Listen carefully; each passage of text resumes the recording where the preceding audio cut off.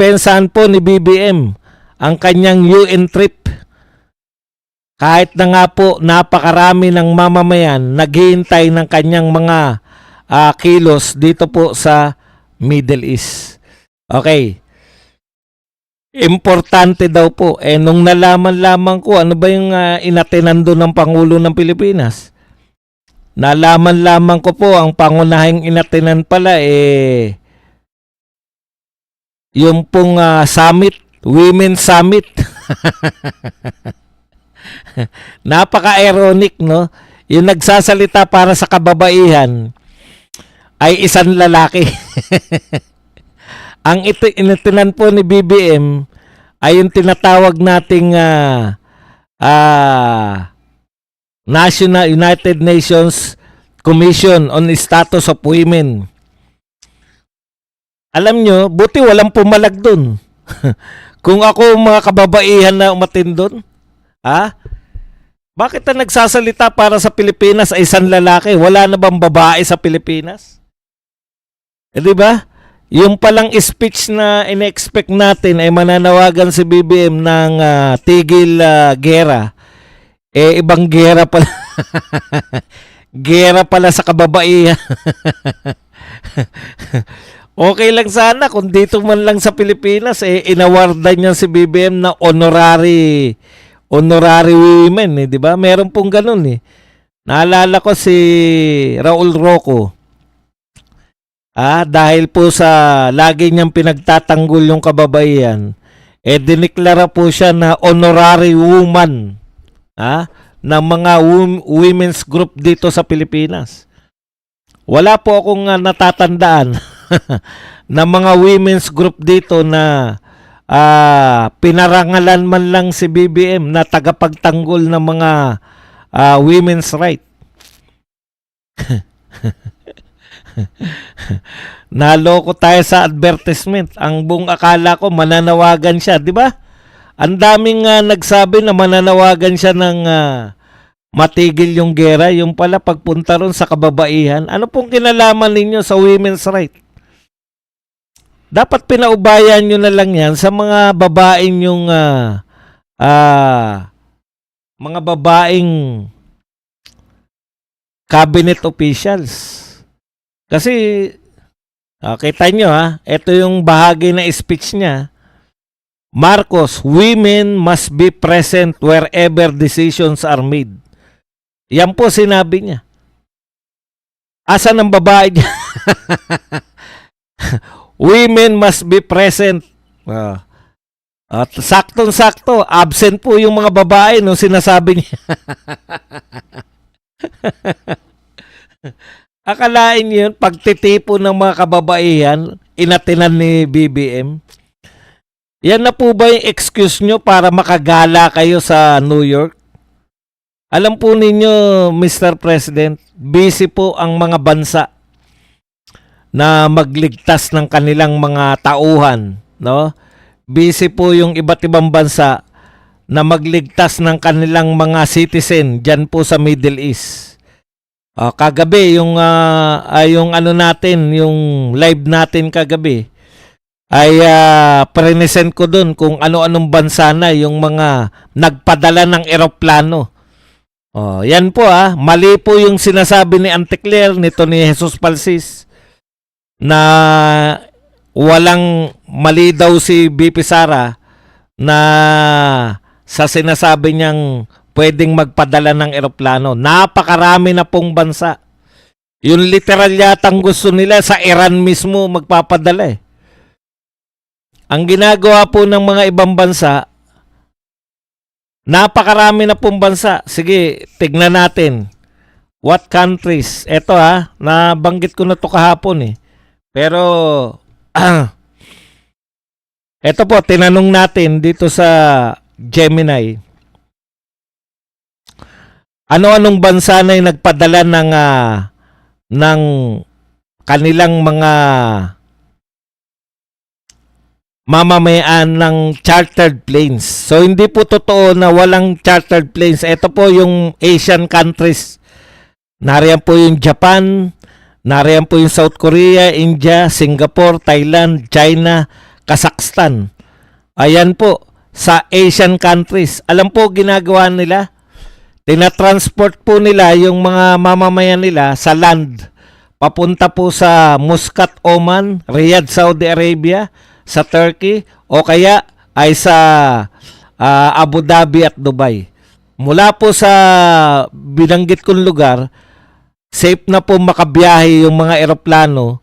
Itatransport mo lang by land, magpapaalam ka sa mga otoridad kung saan man yung mga Pilipino, sasabihin mo kung anong oras kayo babiyahe para hindi po targetin. Ganun po ang ginawa ng mga ibang bansa.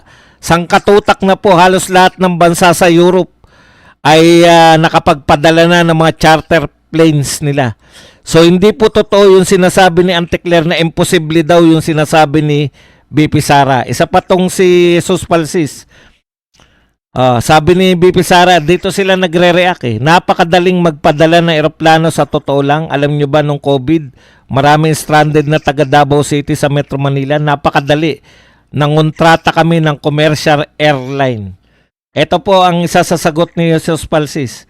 1. You're comparing logistics of local flight to an international flight. 2. Walang lumilipad na missile sa airspace ng Dubai nung COVID.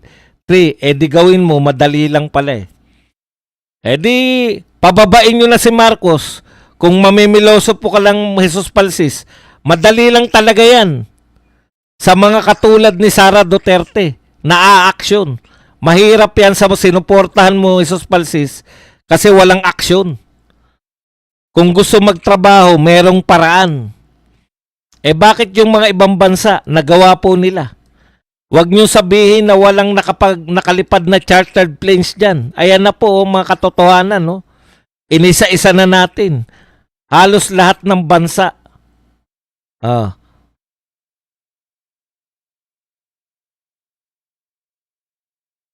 Ito po. Lahat po. Ito po ang mga kompleto. United States, United Kingdom, France, Germany, China, Australia, Poland, India, Italy, Czech Republic, and Slovakia. Other European nations, Spain, Romania, Bulgaria, Austria, Kazakhstan. Yan pong mga bansa na yan nakapagpadala ng chartered airplane.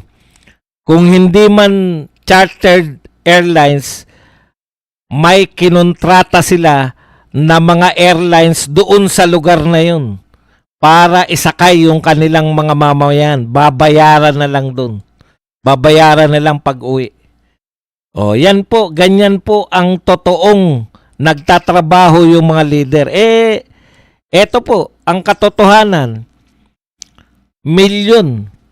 Hindi ko alam kung pang ilan tayo sa pinakamarami. Teka, tanong na rin natin. Pang ilan ng Pilipinas? Mali yung tanong ko. Basta po, 2.1 to 2.4 million Pilipinos ang mga tao dyan. Ayan. 53% ng OFW natin ay nasa Middle East. So mahigit kalahati po ng lahat ng OFW natin ay nakadeploy dyan. So mahigit kalahati din po ng kinikita natin ngayon galing sa Middle East. Pero paano po tumutugon yung gobyerno natin? Bago kami magbigay ng eroplano sa inyo, sa amin muna. Gagamitin muna namin yung eroplano papunta ng mas importante yung atin na namin sa New York. Atin kasi ako, si BBM, atin ako sa Women's Summit.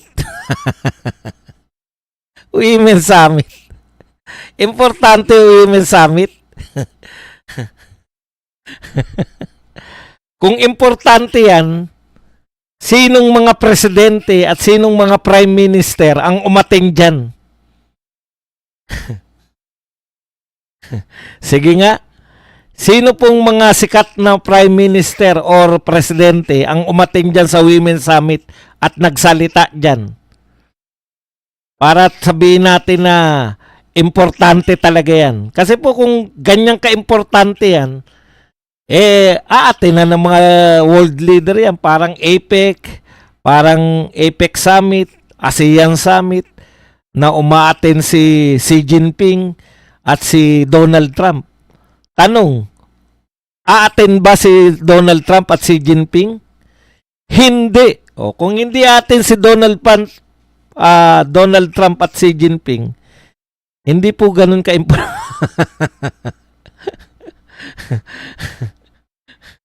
Hindi po ba? Ako, magtapatan na tayo kasi kawawa yung mga OFW natin eh. Gagastosan din natin yan. Sa totoo lang po, excuse me po, ginagastosan din natin yan. Bilyon-bilyon, malamang milyong-milyon dollars din ang ginastos natin dyan. Hindi naman po sa pipiktsuging hotel mga titira yung mga yan. Okay. Tanong lang natin, yung ASEAN Summit, umatin si Donald Trump. ASEAN Summit lang yun, umatin si Donald Trump at saka si Xi Jinping. APEC, umatin si Xi Jinping at si Donald Trump. Oh. Yan ba atinan nila? Kung hindi nila atinan yan, hindi ganong importante yan sa madaling salita. Magtapatan na tayo. Ang Pilipinas, mahirap na bansa. Kailangan natin ng pera ngayon. Wala nga tayong pantulong sa OFW eh.